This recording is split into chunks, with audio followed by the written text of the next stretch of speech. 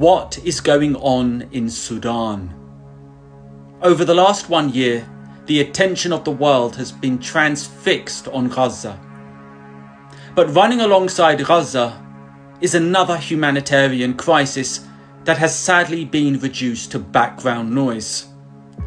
And that is the crisis in Sudan. It is the largest humanitarian crisis on earth, and it has been ignored by the world. And so in this video, I'll explain it to you. Since Sudan gained independence in 1956, the country has been subjected to repeated military coups. In 1989, a man called Omar al-Bashir overthrew the government and commenced what would be a 30-year dictatorship. In 2003, in the west of Sudan, in a region called Darfur, a group of non-Arab rebels rose up against the government on grounds that for far too long, the non-Arab population had been discriminated against by the government. Omar al-Bashir responded to the rebellion not by relying upon the Sudanese army, the SAF, but by arming an Arab militia within Darfur that had historically been at odds with their non-Arab Muslim neighbours. This Arab militia was known as the Janjaweed. The Janjaweed, in addition to the SAF, committed what many refer to as the first genocide of the 21st century, in which 400,000 people were killed. Due to the atrocities that were committed in Darfur, the International Criminal Court indicted Omar al-Bashir on charges of war crimes, genocide and crimes against humanity.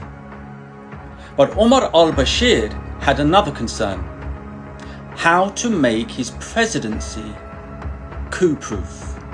As the Sudanese government has a history of being subjected to coups d'etats, Omar al-Bashir wanted to ensure that that wouldn't happen to him.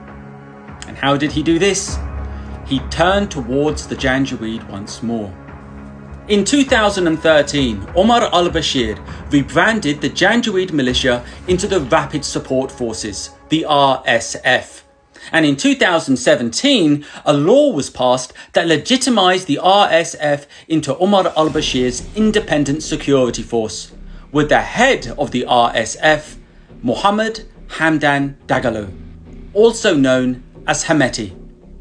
The idea was that the RSF and the SAF would keep one another in check, deterring the other from carrying out a coup d'etat. In order to ensure the loyalty of the RSF, Omar al-Bashir basically gave Hemeti free rein over Sudan's gold mines. Hemeti had a huge chunk of Sudan's gold, and he would export 99% of it to the United Arab Emirates, who would refine it and sell it on the international market. This made Hemeti an incredibly wealthy and powerful man. Using his wealth that he generated in his trading of gold, Hemeti built an armed force of 100,000 troops and 10,000 armed vehicles, an armed force that could rival Sudan's army. Hemeti, with his astronomical wealth, had basically created an economic empire, a state within a state, and an armed forces outside the control of the regular army. But in September of 2018, mass protests erupted throughout Sudan in response to the government's cutting of wheat and fuel subsidies that tripled the price of food. The people had enough. They wanted Omar al-Bashir gone. Unsurprisingly, he wouldn't go. But the unrest would prove to be too much. And on the 11th of April 2019, the RSF and the SAF joined together to overthrow Omar al-Bashir and promised to hand over Sudan to a civilian-led government.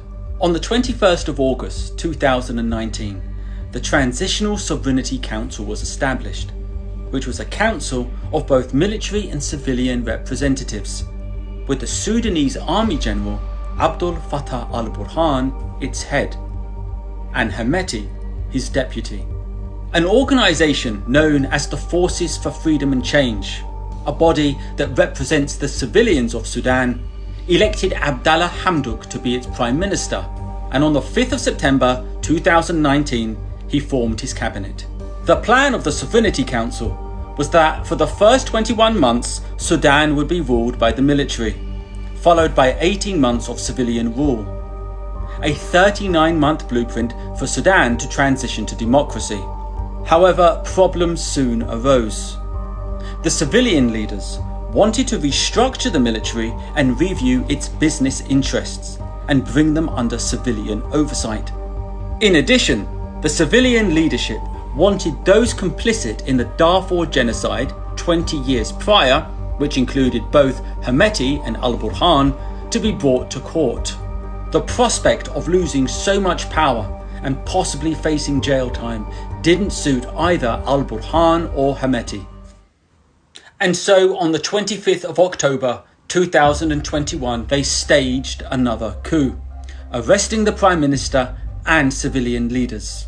Sudan was now led by two men, al-Burhan and Hemeti, and in December of 2022 the men signed a framework deal that would pave the way for democratic elections in 2023.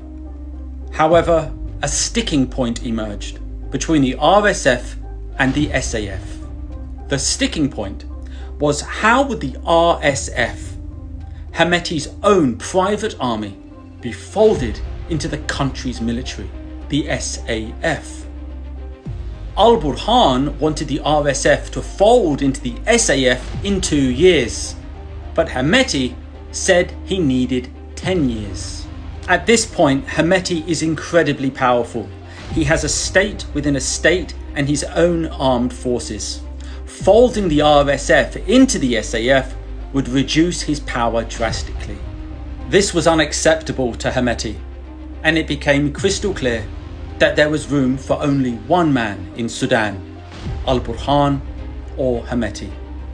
In early April of 2023, troops from both the RSF and the SAF lined the streets of Khartoum. On the 15th of April 2023, the city of Khartoum was rocked by a series of explosions. The RSF and the SAF accused one another of starting the conflict, a conflict that would descend into a bloody civil war that would tear Sudan apart. Over the last 16 months, Sudan has collapsed. The fighting that initially began in the city of Khartoum has left the city in ruins. The same fate has been shared in cities throughout Sudan. The infrastructure of Sudan is finished. The entire country has become a battleground between two men and their armies, both of whom have no concern for civilian life. The death toll is uncertain, but in the region of Darfur in West Sudan, the site of the genocide 20 years prior, history is repeating. In the city of El Janina, 10 to 15,000 non-Arabs from primarily the Masalit community have been killed by the RSF. The overall death toll has been subjected to various estimations, but some estimate it to be up to 150,000, as countless people are caught in the crossfires of the RSF and SAF. The death toll to one side, the humanitarian crisis is colossal. Prior to the start of the war on the 15th of April 2023, Sudan was already one of the poorest countries on earth, with 15.8 million people needing humanitarian aid. But since the war began on the 15th of April 2023, this number has risen to 25.8 million people, half the population of Sudan. Sudan is the largest displacement crisis on earth, with 11 million people displaced, 2 million of those having to cross the border into neighbouring countries. Sudan is the largest hunger crisis on earth. 25.6 million people, half the population of Sudan, are facing crisis levels of hunger. In North Darfur, famine has already been declared upon a population of 755,000 people, with other regions hurling towards a similar fate. As Sudan's hospitals are frequently targeted, only 30% of the country's healthcare system is functioning. Add to this an outbreak of cholera. Add to this an outbreak of malaria. Add to this an outbreak of dengue fever. Add to this an outbreak of measles. Then compound that with the constant fear of either you and your loved ones being caught up in the crossfires between the RSF and the SAF, or perhaps being subject to ethnic cleansing. Add to this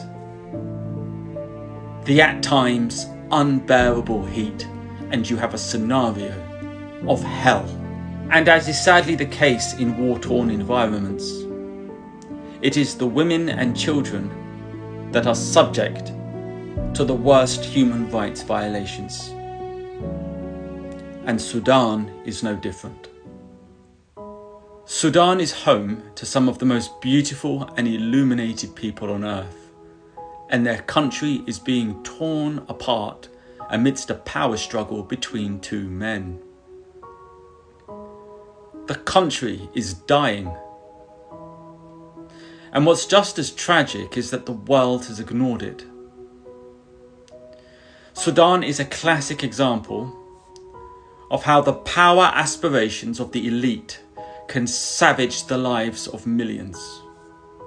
We all need to play our part in spreading awareness of what's going on in Sudan.